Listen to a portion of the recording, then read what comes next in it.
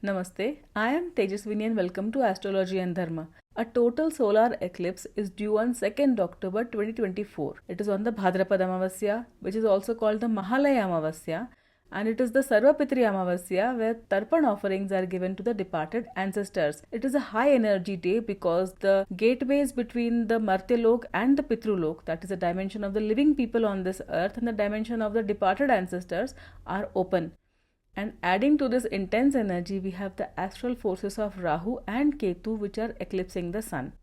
The solar eclipse will be visible in some parts of South America and a major part of the Pacific Ocean. If you live in an area where the eclipse is visible, you will experience the direct effects as per your horoscope. And if you live in an area which does not witness the eclipse, then you will experience only the indirect effects which will affect the entire earth. The eclipse is for about 6 hours and 4 minutes.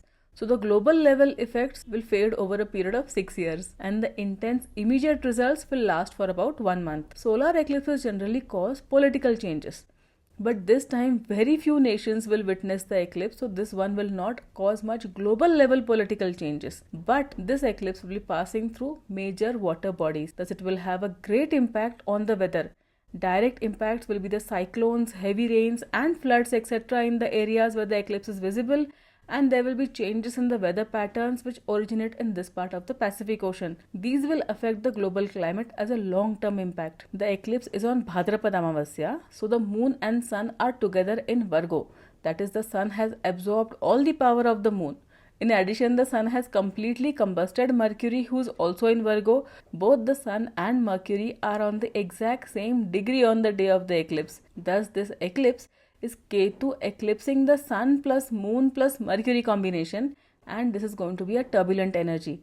Intelligence, emotions and creativity all mixed up by the kings of illusion Rahu and Ketu in the karmic sign of Virgo. On the nakshatra level, this event is in the Hasta nakshatra.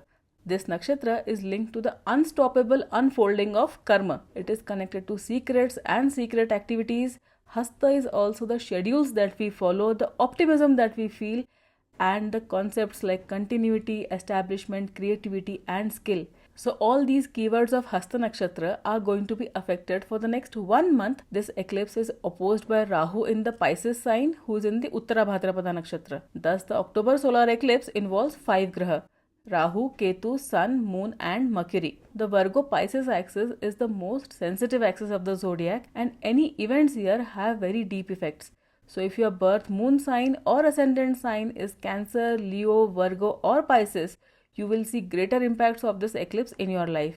And depending on the power of your personal birth chart, these changes can be positive or negative. Especially if Rahu or Ketu is a Yog Karak level benefic in your chart, then you may get unexpected opportunities in the 1 month after the eclipse. Now brief predictions for the birth moon signs. Virgo birth moons are going to feel the most intense effects. Miscommunication, irritation, quarrels with others can cause you losses, so be careful. You may be blamed for things which may go wrong in your home or in your office.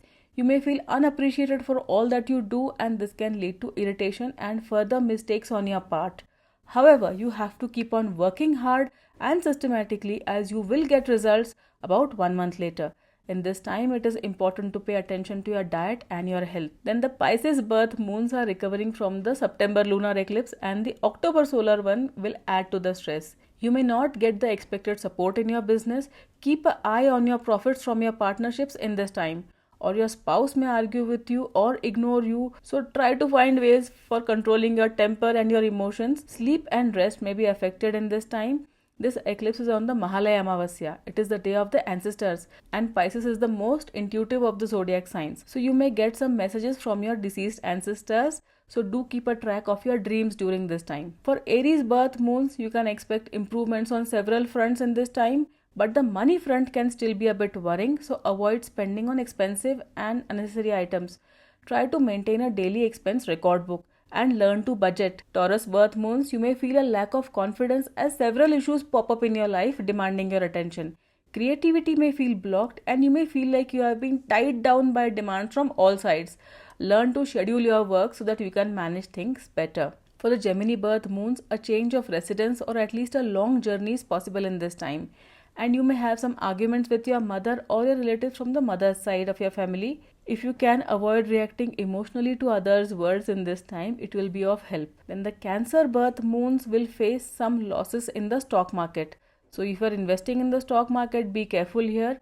Your office team members may gossip about you, causing you some problems, so be careful. Also, a sudden work travel is possible, which may cause you inconvenience. Being alert in your office will be useful in this time. For the Leo birth moons, avoid giving money as a loan to your relatives or friends now. Chances are that you will never get it back. Misunderstandings related to money or common family resources can make your mind irritable. So be clear about what you are entitled to and be prepared to fight for it, or wait for 1 month for the things to settle down. For the Libra birth moons, you have a tough time coming up as all this eclipse energy is in your 12th house. It can cause you restlessness and unpleasant dreams. Health may be affected, tiredness and weakness may be an issue.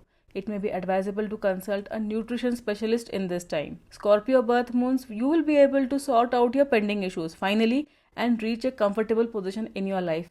However, it is important that you keep track of your important projects for at least 1 more month after the eclipse. For the Sagittarius birth moons, you will be overworked in office, your projects might get delayed, or unexpected changes in the deliverables will keep you on the edge. Your boss may not be very supportive also. Your home life may also be stressed as you give all your energy to the office. To manage this, try to schedule your work effectively, be professional about things and be prepared. Capricorn birth moons, you might randomly feel anxious and for no good reason.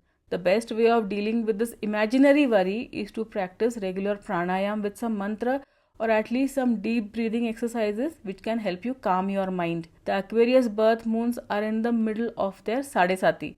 And both these eclipses, lunar in Pisces and the solar in Virgo, will have caused you stress. You might feel anxious about everything and worry. Mental worry can lead to physical ill health and reduce your self-confidence. So try to find some strength in your source of faith, your deity, your guru, so that you can navigate through this time. Eclipses are a rare burst of energy and everyone should try to harness this energy by doing some puja, some mantra during the duration of the eclipse. Especially so if you live in an area where it is visible. Do pujas of your adored deity, your Kul Devata, your Ishta Devata, or the Navagraha or Bhagwan Ganpati, or read from the Bhagavad Gita in this time frame. Jyotish is the science of conscious time. We learn Jyotish so that we remain aware of the energy of the time, the Kal which surrounds us. This helps us live life in the best possible way. Thank you for watching. Namaste.